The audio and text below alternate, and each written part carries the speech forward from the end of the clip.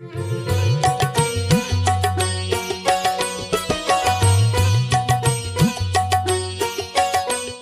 भक्त बंधु माने आज कथा मृतरे गोटे छोट कथा मन रखिए। पितृपुरुषों श्राद्ध दिन मांकर श्राद्ध हो चाहे बापांकर श्राद्ध हो जो दिन श्राद्ध करुचंती आपण माने पितृपुरुषों श्राद्ध से दिन पान खाइबा उचित नुह।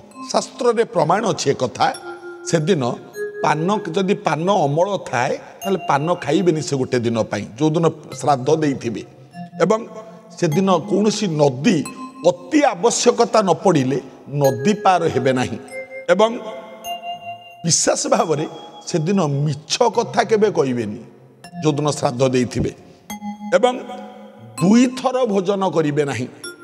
पिंड पकई सारिबा परे थरे भोजन करिबे आउ रात्र समय हो किंबा केते बेले द्वितीय थर भोजन करिबे नाही। एक कथा पालन कले मंगल हब।